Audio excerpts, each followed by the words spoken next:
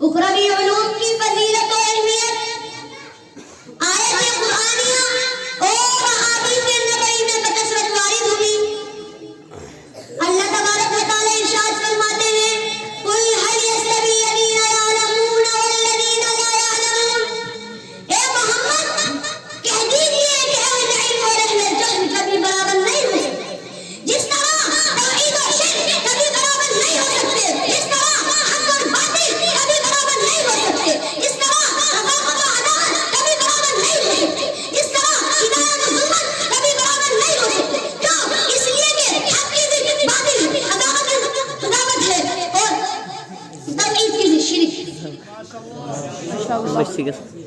ایک حدیث شریف میں محسن کائنات صلی اللہ علیہ وسلم نے ارشاد فرمایا فضل العالم على العابد كفضل القمر ليلة البدر على سائر الكواكب، عالم کی فضیلت عابد پر ایسی ہے جیسے چودھویں چاند کی فضیلت تمام ستاروں پر۔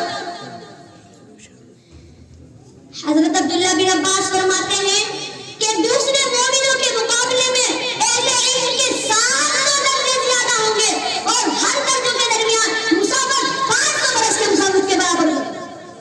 برادران اسلام، لیکن آج کے دور میں ہمارا یہ حال ہے کہ ہم اپنے بچوں کو دینی تعلیم سے دور رکھتے ہیں، ان کو انگریزی تعلیمات دیتے ہیں۔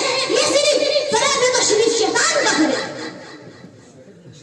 وہ شیطان جس نے وعدہ کر لیا ہے کہ میں بنی آدم کو جہنم میں پہنچاؤں گا، وہ شیطان جو ہمارے دین و اسلام کا دشمن ہے، وہ شیطان جو ہمارے کلچر کا دشمن ہے، وہ شیطان جو ہماری سوسائٹی کا دشمن ہے، وہ شیطان جو ہمارے کردار کا دشمن ہے، وہ شیطان جو ہماری تہذیب و تمدن کا دشمن ہے، وہ شیطان جو ہماری سوسائٹی کا دشمن ہے۔ یہ شیطان ہمارا فضلی دشمن ہے۔ یہ ہمیں اپنے رنگین جال میں پھنسا کر ہمیں دینی تعلیمات سے دور کرنا چاہتا ہے۔ لیکن یاد رکھو، اگر ہم اپنے بچے کے خیر خواہ ہیں تو انہیں عالم دین بنانا۔ ایک حدیث شریف میں محسن کائنات صلی اللہ علیہ وسلم نے ارشاد فرمایا یستغفر للعالم ما فی السماوات والارض، زمین و آسمان میں جتنی اشیاء اور سب عالم کے لیے مغفرت کی دعا کرتی ہیں۔ عالم کے لیے کیڑے مکوڑے بھی مغفرت کی دعا کرتے ہیں، عالم کے لیے ملائکہ بھی مغفرت کی دعا کرتے ہیں، عالم کے لیے سمندر کی مچھلیاں بھی مغفرت کی دعا کرتی ہیں، عالم کے لیے زمین اور آسمان بھی مغفرت کی دعا کرتے ہیں۔ لیکن آج کے دور میں ہمارا یہ حال ہے کہ ہم انگریزوں کے جال میں پھنس کر اپنے دین کو داغدار کرتے ہیں۔